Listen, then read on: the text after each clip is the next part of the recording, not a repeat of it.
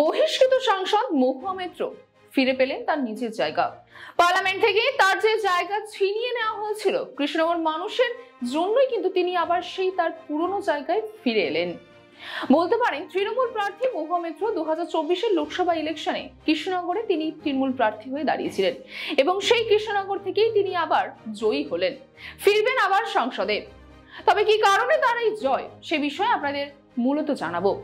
আমরা জানি যে কৃষ্ণনগরে কিন্তু লোকসভা নির্বাচনের মূল প্রতিদ্বন্দ্বী হিসেবে দেখা হচ্ছিল বিজেপি এবং তৃণমূলকে। তৃণমূল প্রার্থী মহুয়া মৈত্র এবং অন্যদিকে বিজেপি প্রার্থী রাজমাতা অমৃতা রায়। তবে এই দুটি প্রার্থীর মধ্যে যে বিষয়টি সব থেকে বেশি মহুয়া মৈত্রের জয়ের জন্য কারণ হয়ে দাঁড়িয়েছে সেটি হলো পরিচয়। অর্থাৎ মহুয়া মৈত্রের পরিচয় কিন্তু অর্থাৎ সাধারণ মানুষের মধ্যে মহুয়া মৈত্রের চেনা অনেকটাই বেশি। অন্যদিকে অমৃতা রায় যিনি বিজেপি প্রার্থী হয়ে দাঁড়িয়েছিলেন তিনি কিন্তু বা তার পরিচয় কিন্তু অনেকটাই কম, মানুষ কিন্তু তাকে খুব কম চেনে। কারণ রাজনৈতিক মহলে মহুয়া মৈত্র অনেক দিন ধরেই আছেন। 2019 তিনি প্রার্থী হয়েছিলেন এই কৃষ্ণনগর কেন্দ্র থেকে এবং তার আগে থেকে তিনি রাজনৈতিক ভাবে তিনি যুক্ত রয়েছেন।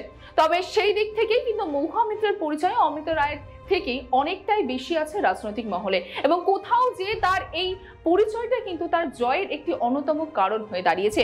এবং দ্বিতীয় যে বিষয়ে কথা বলবো তা হলো সংসদ হিসেবে।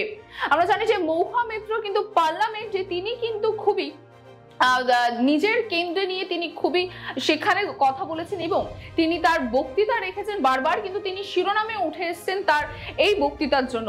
এবং তার পাশাপাশি আমরা দেখেছিলাম যে তার বিরুদ্ধে কিন্তু পার্লামেন্টে ক্যাশ ফর কোয়ারি কেসও চলছিল এবং যার জন্যই তাকে 2023-এর কিন্তু ডিসেম্বরে সাংসদ পদ থেকে খারিজ করে দেওয়া হয়। কিন্তু তারপরেই 2024-এ আবার সেই কৃষ্ণনগরেই প্রার্থী হয়ে দাঁড়ান মহুয়া মৈত্র, যার ফলে তার এই প্রথম 2019-এ তিনি যেই সাংসদ পদ জিতেছিলেন সেই কৃষ্ণনগরেই কিন্তু মানুষ আবার ভরসা রেখেছেন 2024-এ আবারও সেই কৃষ্ণনগরের প্রার্থী মহুয়া মৈত্রকেই।